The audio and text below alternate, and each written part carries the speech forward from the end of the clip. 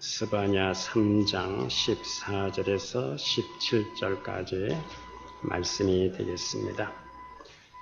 구약성경 1309면 스바냐 3장 14절에서 17절까지 말씀이 되겠습니다.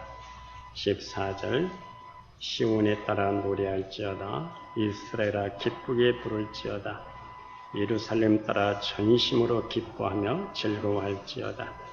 여호와가 내 형벌을 제거하였고 내 원수를 쫓아냈으며 이스라엘 왕 여호와가 내 가운데 계시니 내가 다시는 화를 당할까 두려워하지 아니할 것이라. 그날에 사람이 예루살렘에 이르기를 두려워하지 말라. 시온아 내 손을 늘어뜨리지 말라. 너의 하나님 여호와가 너의 가운데 계시니 그는 구원을 베푸실 전능자이시라.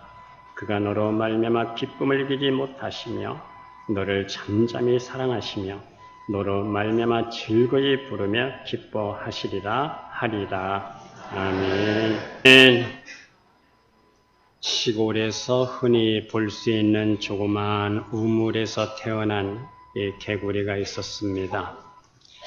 이 개구리가 이 우물 속에서 대대로 살아가면서 아주 마음껏 헤엄을 치고 놀았습니다.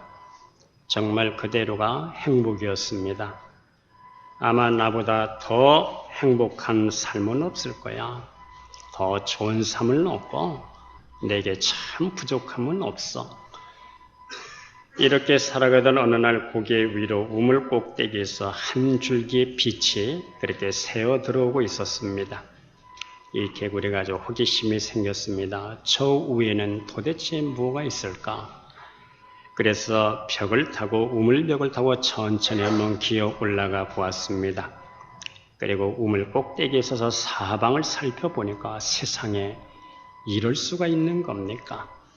제일 먼저 눈에 들어오는 것은 연못이었습니다. 도대체 믿어지지가 않았습니다. 연못은 자신이 살던 우물보다도 수백 배나 컸습니다. 그리고 과감하게 용기를 내서 좀 앞으로 나가봤더니 이번에는 큰 호수가 나오는 것이었습니다. 입이 벌어져서 다물을 수가 없는 겁니다. 호수를 따라서 내려가 보니까 이번에는 강이 또 나오는 겁니다. 천지가 물이었습니다. 얼마나 큰 충격을 받았는지 모릅니다. 지금까지 자기가 얼마나 비좁은 생각 속에서 살았는지 자기 자신을 생각해봐도 아주 한심할 정도였습니다. 성도 여러분, 하나님께서 준비하신 이 복에 비하면 우리가 우물 안에서 누렸던 모든 것들은 바가지 속에 물방울에 지나지 않습니다. 우리를 향하신 하나님의 비전은 우리가 생각했던 것보다 훨씬 크고 넓고 깊고 광대하고 그리고 큰 것입니다. 그런데도 우리는 작은 개구리처럼 우물 안에서 이것이 전부인 것처럼 살 때가 얼마나 많습니까? 시시한 감정에 사로잡혀 살고 비좁은 사고방식 틀에서 좀처럼 벗어나질 못하는 겁니다. 하나님은 우리가 우물 밖으로 나오기를 원하십니다. 우물 밖에서 놀기를 원하십니다. 예수님께서 종종 네 믿음대로 될지어다라고 말씀하셨습니다. 이게 무슨 뜻입니까? 네 믿음의 그런 만큼 주시겠다는 겁니다. 크게 믿으면 크게 줄 것이고 작게 믿으면 작게 줄 것이고 안 믿으면 주실 수가 없다는 겁니다. 하나님은 오늘도 믿음으로 기대하는 자들에게 최상의 것을 주시는 것을 믿으시기를 바랍니다. 믿음은 어디로부터 오는 것입니까? 믿음은 하나님의 말씀으로부터 오는 겁니다.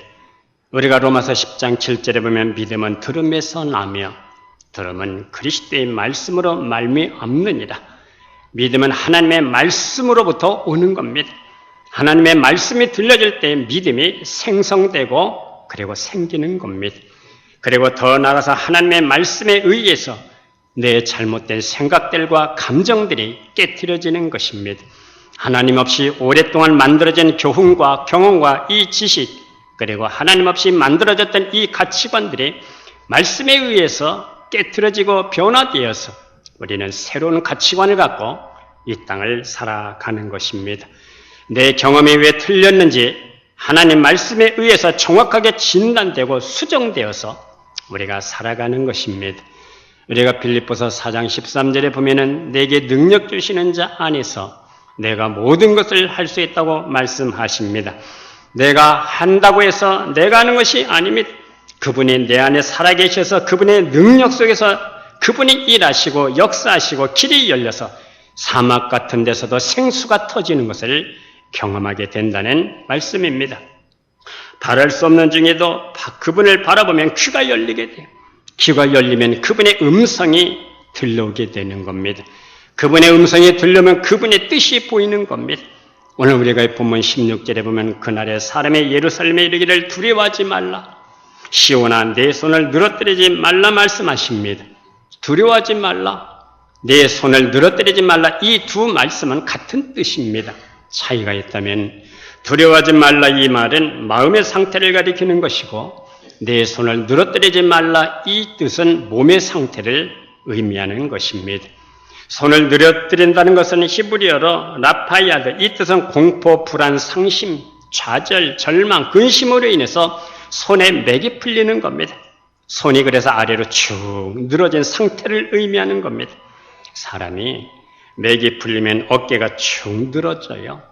목도 손도 몸도 다 늘어지게 됩니다. 목소리도 힘이 없습니다. 그래서 손을 늘어뜨리지 말라 이 말은 몸도 마음도 굳세게 하라는 겁니다. 이유는 너의 하나님 여호와가 너의 가운데 계셔. 그는 구원을 베푸실 전능자야. 그러니 전능자 그분을 바라보고 손에도 몸도 마음에도 힘을 주고 오늘 용기 있게 살라는 말씀입니다. 힘을 내라는 뜻입니다. 서울 문일고등학교에서 국어 교사를 했던 김석균이라고 하는 분이 찬양 사역이 너무 좋아서 교사를 일찌감치 명예퇴직을 하고 찬양 사역을 하고 있었을 때였습니다. 당시 서울 극동방송에서 생방송을 진행하던 어느 금요일이었습니다. 전화를 걸어온 분과 대화를 나누고 그분이 신청한 찬양곡을 들려주는 생방송 그런 시간이었습니다. 전화벨이 울렸습니다. 여보세요. 어디 사시는 누구신가요? 상투적으로 묻는 질문에도 전화를 건 사람은 아주 활달하게 그리고 생기 넘치는 목소리로 대답해 주었습니다. 예, 저는 어디에 사는 인천에 사는 누구누구 집사입니다.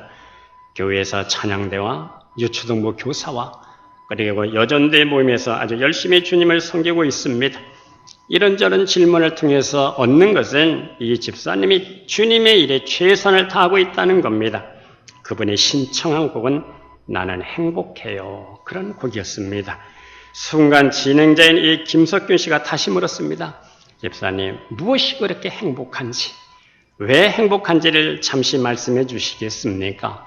예, 저는요, 오래전부터 지병을 앓고 있어서 오른쪽 눈을 실명을 했습니다. 그리고 근래에 또 왼쪽 눈마저 실명을 해서 앞을 볼 수가 없습니다.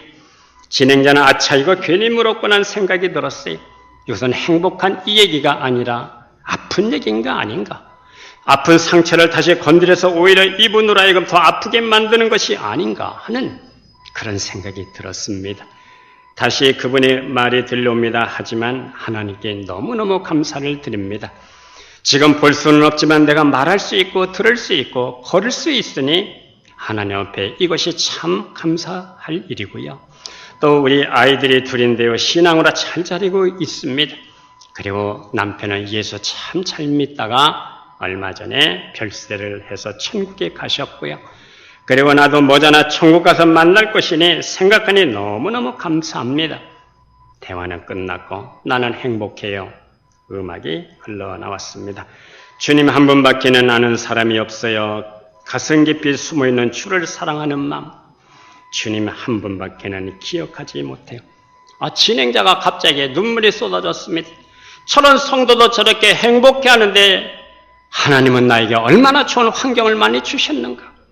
그동안 행복한 줄 모르고 살았던 자기 자신이 너무너무 부끄럽습니다. 신명기 8장 2절의 말씀이 생각이 났습니다. 내 하나님 여호와께서 이 40년 동안에 너를 광야의 길을 걷게 하신 것을 기억하라.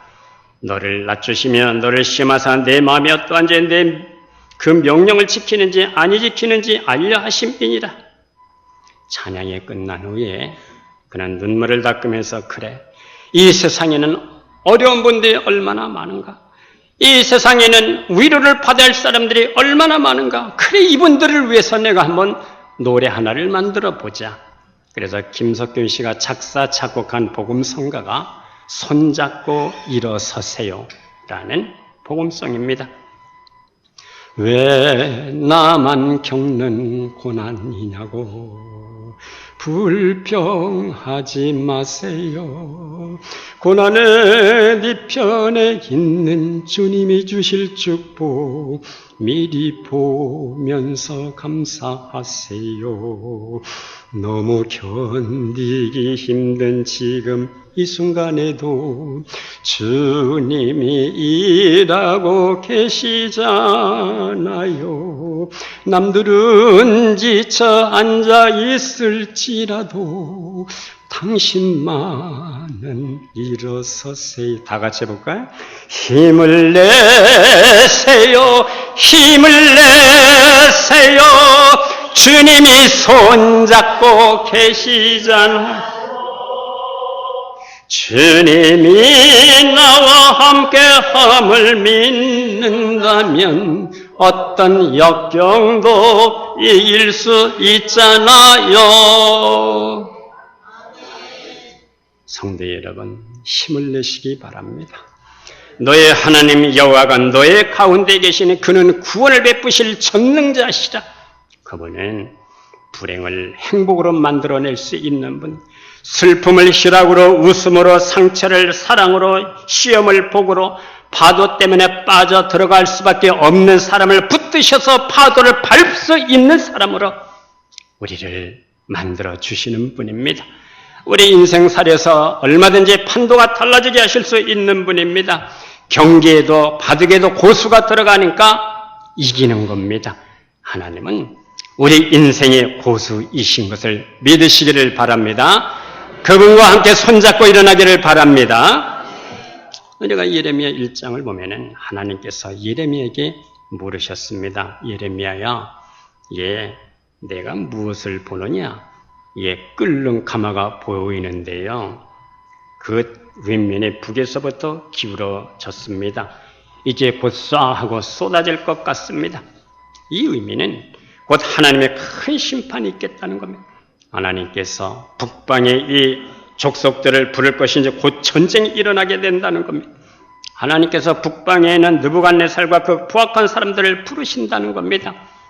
성경에서 말하는 전쟁은 죄와 관련이 있습니다. 하나님께서 이사야 선지자에게 이사야 59장 1, 2절에서 여호와의 손이 짧아 구원하지 못하심도 아니요 귀가 둔하여 듣지 못하심도 아니라 오직 너희 죄악인 너희와 너희 하나님 사이를 갈라놓았고 너희 죄가 그의 얼굴을 가려서 너희에게서 듣지 않으시게 함이니라. 하박국 선지자는 갈대아 사람들의 쳐들어온다는 이 소식을 듣고 창자가 흔들려서 입술이 떨렸습니다. 이제 뭐잖아. 이 땅은 초토화가 되겠구나.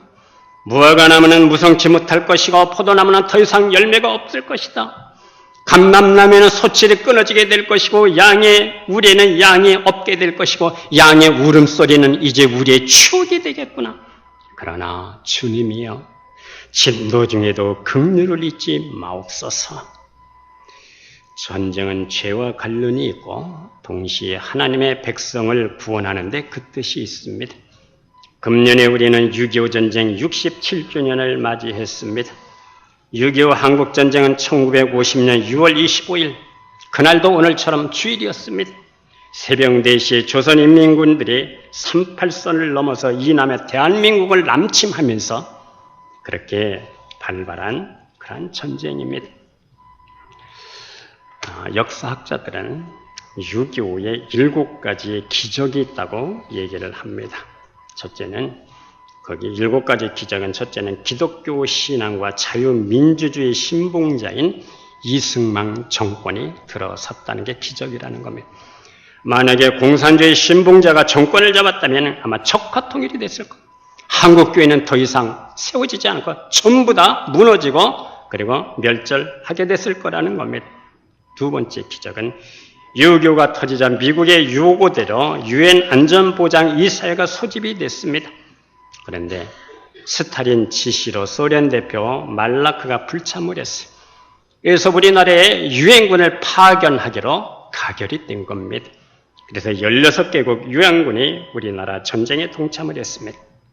세 번째 기적은 메가더 유엔군 사령관의 고집으로 1950년 9월 15일 인천 상륙 작전을 감행하게 됩니다. 그런데 그 당시에 날씨가 흐려서 B-29가 뜨질 못하는 거예요. 비가 오고. 그래서 우리 성도들은 모두 새벽기도나 하나님 앞에 엎드렸습니다. 하나님 B-29로 하여금 적을 심장을 잘 공격을 해서 더 이상 인민군이 이 땅에서 정말 발붙이지 못하도록 B-29를 통해서 중요 요지를 공격할 수 있도록 그렇게 날씨를 좀 맑은 날씨를 주십시오. 우리 전 한국 성도가 기도를 했습니다. 새벽기도. 정말 날씨가 겠습니다. 그래서 B-29가 떴어요. 그래서 적의 중요 요지를 심장부를 공격을 하게 됐습니다. 네 번째 기적은 울산 근해에서 북계 766 특수부대 600명을 격퇴시켰습니다. 다섯 번째 기적은 북계군은 240대 소련제 탱크를 정말 밀고 들어와서 3일 만에 서울을 빼앗기게 됩니다. 그런데 다행히도 1사단, 6사단, 8사단이 이 방어에 성공을 했습니다. 제가 8사단 출신입니다. 어떻게 부대? 여섯 번째 기적은 미 8군 사령관 워커 장군의 낙동강 방어 전투에 성공을 했습니다. 그 당시만 해도 부산까지 다 빼앗긴 그런 상태였어요. 일곱 번째 기적은 모세의 기적으로 흥남 철수 작전이 성공을 하게 된 겁니다. 당시 북계군이 6km까지 쳐들어왔을 때 흥남에서 수많은 민간인들을 배에 태우고 부산으로 피난을 시킨 그런 사건입니다. 저는 여기에 한 가지 더 기적을 붙이고 싶습니다. 여덟 번째 기적은 이 전쟁을 통해서 양민과 상민이 섞여버렸어. 더 이상 이 양반과 상민이 구별되는 것이 없어졌다는 거예요. 6.25 전쟁은 우리 대한민국을 공산주의를 만들려는 시도에 맞서 싸운 전쟁입니다. 오늘 자유 대한민국이 없었다면 오늘 우리도 교회도 이 자리에 없게 될 것입니다. 그런데 소련 스탈린은 유엔 안보리 결정 이전에 72시간 선제 타격으로 3일 만에 적화 통일이 될 줄로 그렇게 판단을 했습니다. 그러나 이 무시무시한 계획의 숲으로 돌아갔습니다. 하나님께서 우리 민족을 지켜주신 것을 믿으시기를 바랍니다. 성경에서 전쟁을 어떻게 말씀하고 있습니까? 네 가지로 말씀합니다. 첫째, 전쟁은 여호와께 속한 것이다. 두 번째, 전쟁은 인간의 죄와 관련이 있습니다. 그리고 세 번째, 그러나 하나님의 관심은 하나님의 백성을 구원하는 데 관심이 있습니다. 네 번째, 레위기 1장을 보면 전쟁을 통해서 파괴와 건설이 이루어지게 됩니다. 예루살렘 성전이 로마에 의해 무너지면서 보이지 않는 신령한 교회가 세워졌습니다.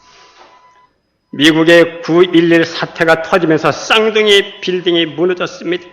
그러자 그 다음 주일날에 교회가 다 미어터졌습니다. 아무리 외쳐도 듣지 않기로 마음먹었던 저들을 무슨 수로 교회로 데려오겠느냐 하겠는 겁니다. 그런데 전쟁이 터지고 그러자 교회가 아주 미어터졌어. 하나님 앞에 엎드려 기도했습니다. 하나님께서 전쟁 지진 쓰나미에 충격을 줄 수밖에 없는 겁니다. 이 전쟁을 통해서 나로 하여금 십자가 앞으로 나오게 하는 겁니다. 십자가를 통해서 내 것들이 파괴되고 무너지고 부서지고 주님의 것과 하나님 나라 것으로 새롭게 건설이 되는 겁니다. 십자가를 통해서 내가 세운 모든 가치관이 박살나고 부서지고 그리스도가 세워주신 이 가치관으로 새롭게 살아가게 되는 겁니다. 십자가를 통해서 나는 죽고 고갈되고 내 안에 그리스도가 살아계시는 삶을 살아가게 되는 겁니다. 내 안에 그리스도가 살아계시고 보니까 찬송을 불러도 목이 메이는 찬송을 우리는 부를 수가 있는 겁니다. 오늘 우리가 이 본문을 보면 이스라엘 백성들은 눈이 풀리고 맥이 풀리고 손이 늘어질 수밖에 없는 상태였어요. 이스라엘 역대 왕들 중에 히스기야 왕은 아주 선한 왕이었습니다. 종교개혁을 일으키고 그리고 백성들의 신앙을 일으킨 왕입니다. 그러나 그 아들 므낫세는 불신앙적이었고 우상 숭배자였습니다. 므낫세 왕의 폭정을 하는 동안 이스라엘은 심각한 도덕적 그리고 신앙적 부패에 빠져들게 됩니다. 소위 혼합주의가 성행을 하게 됩니다. 야훼 신앙, 여호와 신앙을 잃어버리고 유일 신앙을 잃어버리게 됩니다. 예루살렘 성 안에서 태양신을 섬기는가 하면 바알과 아세라 목상을 그렇게 숭배하고 강신술에 성행하게 됐어요. 므낫세가 죽고 그 아들 암몬이 왕이 되었지만 역시 그 아버지처럼 악한 왕이었습니다. 결국 암몬은 암살을 당하고 비극으로 끝나게 됩니다. 이제 BC 626년경 암몬의 아들 요아스가 왕이 됩니다. 그리고 이때 오늘 본문에 스바냐 선지자가 등장을 합니다. 스바냐 선지자는 유대와 예루살렘에게 내려질 심판을 예언하는 선지자로 등장을 하게 됩니다. 이 어두운 시대에 스바냐는 백성들에게 장차 임할 하나님의 심판 메시지를 전달합니다. 그 메시지를 전달받은 이 백성들이 홍비 백산에서 절망에 빠지게 됩니다. 이 모습을 보고 하나님은 스바냐 선지자를 다시 불러서 새로운 소망과 그리고 새로운 비전의 메시지를 주셨어요. 두려워하지 말라. 손을 늘어뜨리지 말라. 오늘 본문 14절에 보니까 시온에 따라 노래할지어다. 이스라엘아 기쁘게 부를지어다. 예루살렘 따라 전심으로 기뻐하며 즐거워할지어다. 오늘 16절에 보니까 두려워하지 말라. 내 손을 늘어뜨리지 말라. 풀주고 있지 말고 하나님 향해서 노래하고 기뻐하고 즐거워하고 기뻐하라는 겁니다. 왜 기뻐하고 왜 노래해야 되겠습니까? 오늘 본문 15절에 보면은 첫째는 여호와가 내 형벌을 제거했고 하나님이 내 원수를 쫓아내셨기 때문입니다. 형벌은 누가 받습니까? 죄인이 받습니다. 그런데 하나님께서 내 형벌을 제거했다. 이 말씀의 의미는 내가 내 죄를 용서했다는 겁니다. 내 죄를 용서하신 그 증거로 내 원수들을 내가 다 내쫓았다는 겁니다. 사람이 죄를 지으면 죄책감에 시달리고 형벌의식에 매여 살게 됩니다. 형벌의식에 매이게 되면 감기만 들어도 아무래도 내가 아마 벌을 받아서 그런가 봐. 막 별별 생각이 다 드는 거예요. 그러나 예수 앞에 나고 십자가에 남은 죄의 사함을 받습니다. 누구든지 그리스도 안에 있으면 정죄함이 없습니다. 하나님이 내 죄를 용서하셨기 때문에 형벌이 제거가 됩니다. 죄사함 받은 이 심령은 평강이 있고 평화가 있고 자유가 있습니다. 이사야 48장 22절에 악인에게는 평강이 없다고 말씀합니다. 이사야 1장 8절 말씀에 오라 우리가 변론하자. 너희 죄가 주홍과 될지라도 눈과 같이 휘어질 것이요 진홍같이 붉을지라도 양털같이 되리라. 하나님께서 너희들의 패역을 용서하셨으니 두려워하지 말라. 내 손을 늘어뜨리지 말라. 기죽고 풀주고 있지 말라. 일어나는 그분의 사랑과 용서를 믿고 일어나라고 말씀하십니다. 성도 여러분, 십자가의 사랑을 믿습니까? 그분의 용서를 믿습니까? 믿음이 일어나기를 주의 이름으로 축복합니다. 영적인 생기가 돌기를 바랍니다. 영적인 감각이 살아나기를 바랍니다. 이게 두 번째 힘있게 살아야 할 이유는 임마누엘 하나님이기 때문에 그렇습니다. 오늘 17절 상반절에 보면 너의 하나님 여호와가 너의 가운데에 계시니 너의 가운데 하나님이 계시오. 한마디로 임마누엘입니다. 오늘 15절 중반에도 이스라엘 왕 여호와가 너의 가운데 계시니 이스라엘 왕 하나님이 너희 가운데 계시다는 겁니다. 임마누엘입니다. 그 임마누엘 하나님은 전능자이십니다. 그분만이 나를 구원할 수 있는 구원을 베푸실 수 있습니다. 그분만이 상한 갈대도 꺾지 아니하시고 꺼져가는 심지도 끄지 아니하실 수 있는 분입니다. 우리가 사도행전 16장 25절에 보면은 바울과 실라가 빌립보 감옥에서 한밤중에 기도하고 찬송을 불렀습니다. 바울이 무슨 마음으로 기도하고 무슨 마음으로 찬송을 불렀을까 했을 때 주경학자들은 두 가지로 아마 이런 마음으로 기도하고 찬송했을 것이다. 그렇게 말씀을 합니다. 첫째는 하나는 다메섹 도상에서 예수님을 만난 사건을 기억했을 것이다. 예수 믿는 사람을 박해하러 가다가 벼락을 맞아야 할 사람이 순교하는 복을 누렸으니 이게 얼마나 하나님 앞에 감사한 일이냐. 그리고 또 하나는 스데반의 돌에 맞아 죽었을 때 그 현장에 있으면서 천사의 얼굴로 죽는 모습을 봤어. 천사의 얼굴로 죽는 스데반의 얼굴이 떠오르면서 그래야 스데반은 천사의 얼굴로 죽었지. 그 얼굴을 생각하면서 바울은 자기를 때리는 사람을 원망하지 않았다는 겁니다. 자기를 지키는 간수에게도 미움을 보내지 않았다는 겁니다. 그 순간 탄식이 사라졌어. 슬픔이 다 사라져버리고 기도와 찬송이 터져 나올 뿐이었습니다. 다른 말로 말씀드리면 환경이나 상황보다 하나님의 임재가 더 강력했기 때문에 기도할 수가 있었어요. 하나님의 임재가 더 강력했기 때문에 그는 찬송할 수가 있었어요. 찬송과 기도가 터져 나왔을 때 감옥문이 열리는 기적을 보게 되는 겁니다. 임마누엘이 뭡니까? 하나님이 함께하고 계시다는 하나님의 임재를 느끼는 겁니다. 하나님의 임재는 누가 느끼는 것입니까? 하나님께 대해서 열려있는 사람이 임재를 느끼는 겁니다. 생각의 구조가 하나님 앞에 더 많이 열려 있으면 열린 만큼 하나님의 임재를 더 많이 경험하게 되는 것입니다. 할렐루야.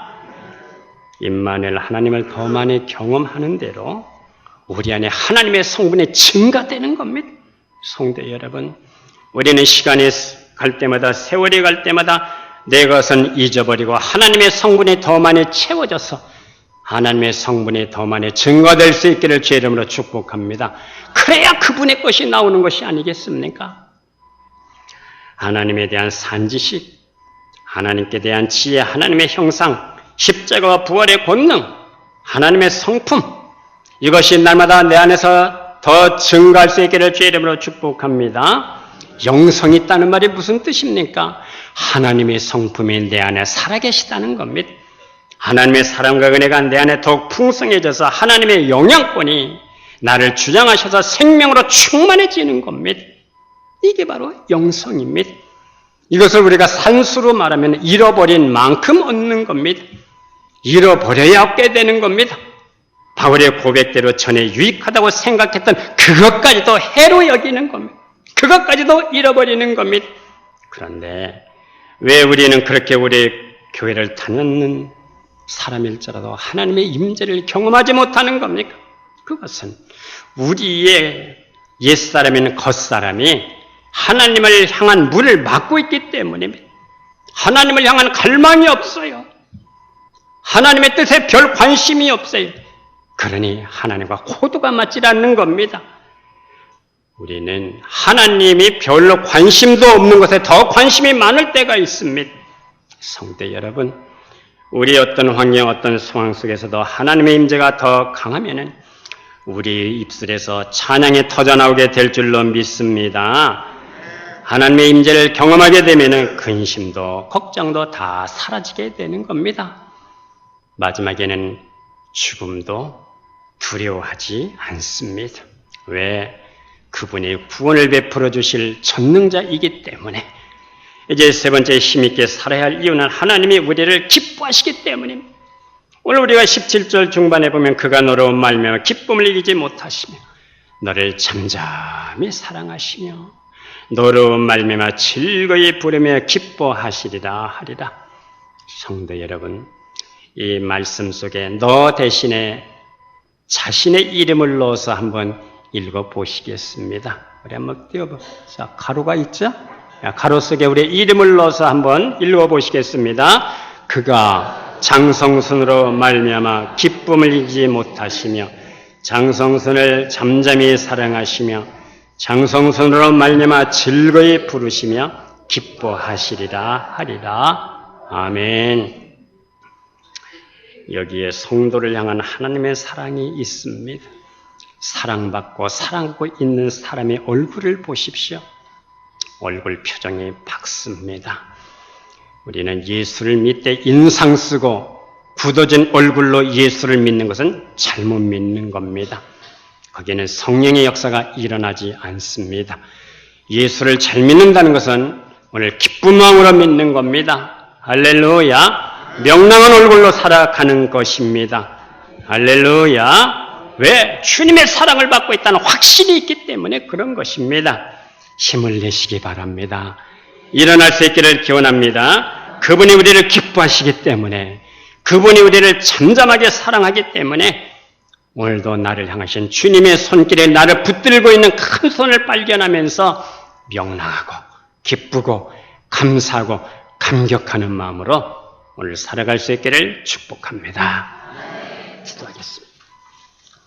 하나님 아버지, 여호와가 너의 가운데 계시니 우리 삶의 한복판에 역사하시는 하나님을 날마다 믿음에 확증하는 삶이 되게 하여 주시옵소서.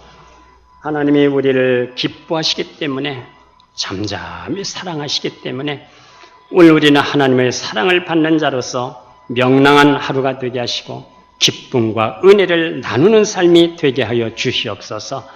예수님의 이름으로 기도드려옵나이다. 아멘.